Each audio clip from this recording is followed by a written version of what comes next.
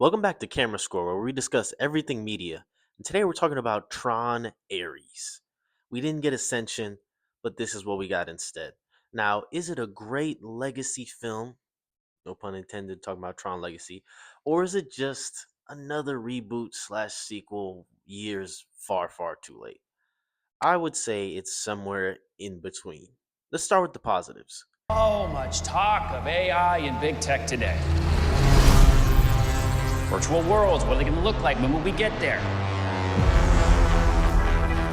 Well, folks, Jared Leto is actually not bad. Jared Leto is actually not bad in this film. I know a lot of people are trying to blame him, but he really plays an interesting ish AI character. It's not really him. I really wouldn't say it is. That being said, the way they go about displaying his journey and his rebellious nature against his own programming or against master control is not the greatest, but the way he plays the character is still interesting. Another thing that goes without question, without a doubt, is the visuals. Tron has always been known for amazing visuals. Even when story moments falter, even when certain characters are not the greatest, the visuals, the lights, the sci fi. I am a huge sci fi fan, and they really, really nailed it with this. The way these digital characters come to life via some 3D print technology looks very realistic and kind of fits in the world where they're trying to have this laser light technology creating things out of nothing, but at the same time meshing it well with a real world thing, as in 3D printing. All throughout the film, amazing, amazing visuals. Another thing that's great, Nine Inch Nails does the soundtrack, and it is really, really, really good. It fits with Tron so well. It puts you in that sci-fi edge runner, kind of vibe.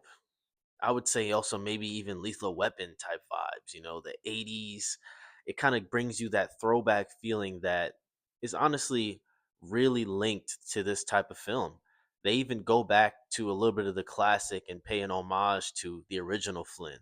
It's a lot of really cool things here. And that's not really a spoiler because if we're being honest, we knew they were going to do that. They do that in every far gone sequel film.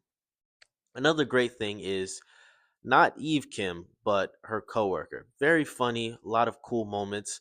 I also like the black woman that is on the opposition, so to speak, the Red Tron people, the simulation system AI that they're fighting against. She does a really good job of conveying the angry antagonist who wants something to prove and has a lot of proverbial chips on her shoulder. And the way that she portrays that role gives you a lot of energy and makes you really convinced that she wants to go kill these people. She wants to accomplish the mission by any means necessary.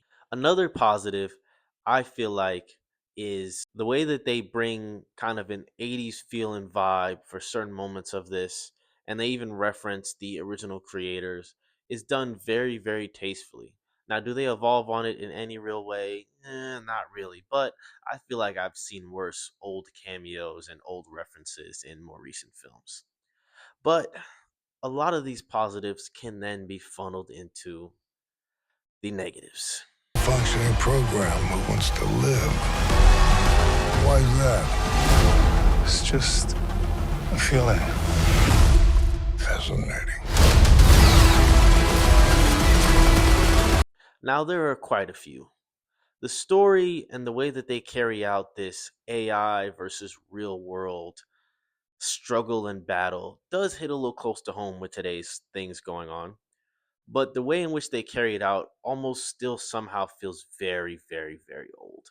I don't know how they took a newish concept or newer concept.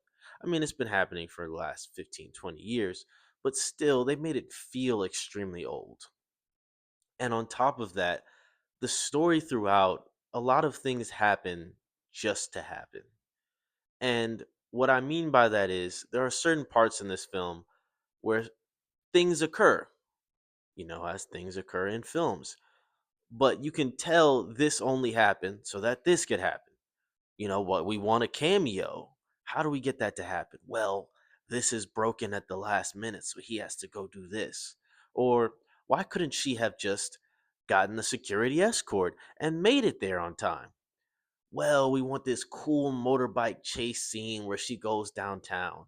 It just doesn't really make sense why the CEO, or proverbial CEO after her sister of the company, is racing around town in a motorcycle with the key to her company's future in her pocket. It just doesn't make any sense. Where's your security? You got off a private jet. Did no one come with you? Is that just how this works? There are a lot of things that happen just to happen to give you a cool scene. Another thing, I know I mentioned Nine Inch Nails did a great job with the music, but whoever chose the music selection specifically for the film, we need to have a conversation. Why did you play the same song three, four times? They made a great soundtrack. They even made a triangular vinyl for this movie, and you chose like three songs off the whole entire vinyl. I simply don't understand. I just kept hearing the same sting every time someone like Jared Leto or someone from the red side, quote unquote, the bad side, AI, would pop up on the screen. And I'd just be so confused as to why I'm hearing this again. I thought I was going crazy until I talked to other people and they're like, yeah, I thought there wasn't much music. It's like it's a great song, but how many times do I have to hear the great song in one film? It was a little weird. Another thing, and my biggest concern with this film, Eve Kim is so uninspiring. Just flat delivery and just foolish decisions throughout the entire film. The foolish decisions that she makes don't necessarily drag too much of the film. They kind of carry over to what I said, where things just happen to get a scene. But her acting, I don't know if it's her lines, as in the writing, or if it's just her delivery, or potentially a combination of both. She is just a bore every time she's on the screen. Jared Leto is way better than her in this film. He was way more endearing, way more compelling, way more interesting. And that's crazy to say. This is the same guy who gave us Joker. I don't even have to say much more about that. This is the same guy who ruined something in Marvel and DC. Morbius? Is Morbin time? How do you perform worse than that? I simply do not understand what her direction was, or if they were short on time making this film, but all of her line delivery does not feel like it fits with the scene that she's in. The emotional weight that she carries for certain moments feels like they're mismatched. Like, shouldn't you be sad now, or shouldn't you be happy now, or excited or angry, or out of breath, and feeling like you're being chased and there's an adrenaline going on? There's just none of that for her. It's so weird. It's not Madam Web level where it feels like someone recorded it in a different studio at a different time, but it is very uninspiring and unimpressive. I'm sorry. Every time she was on the screen, I was like, where are the rest of the characters? Give me the black woman, give me Jared Leto, give me her coworker.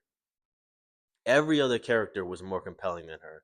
And she's in a lot of this film. She's one of the main characters. And that is my biggest concern. It just culminates into this flat delivery that comes right after an amazing action sequence. Another thing that's also uninspiring, and this speaks to a lot of the film, the main two, you have Eve Kim and you have her business competitor. He also sucks. I'm sorry. I don't usually like to rag on actors, it's very hard to do. But there is no way you really put this performance down and said, that's what I really want to do. It feels phoned in from both the main pro and main antagonist. It just doesn't feel like they really gave their all on this film, or maybe they just don't have the acting chops to do so. That being said, they both combine to take away from this film a lot. Now, is it the worst thing ever? The bane of the Tron existence, an entire glitch in the system that needs to be erased forever and ever? I wouldn't say so. This is like a let me go see this on Disney Plus. Let me watch this on Netflix. Let me watch this at a discounted $5 theater with nothing else to do. I'm getting an oil change and I have an hour to spare. It's one of those things where it's not the worst thing, but would I ever try and compel someone to go and watch it right now, today? No, never in my wildest imagination would I ever do something like that. But it is not the stinker that people are saying. Honestly, this is one of Jared Leto's most recent good films compared to Morbius. This film just suffers from not necessarily a lack of identity, but a lack of compelling characters in the main two, a lack of really interesting story that evolves the formula done so many times for so many years, and just foolish decisions throughout that lead to cool action scenes and great visuals, but don't really make sense with the rest of the story. But I'm just here for the camera score. And for this film, it is a 6 out of 10. It is above average in every way, shape, or form. It's not spectacular, it's not the worst. Visuals are cool, cool music, but there is not much that I would give this film that makes it a classic or something to cement it in my memory, even for the rest of this year. There's been so many other great things that have come out that to try and make you, the viewer, go and watch this would be disingenuous. But if you disagree, let me know in the comments and like and subscribe to see what I'm posting next.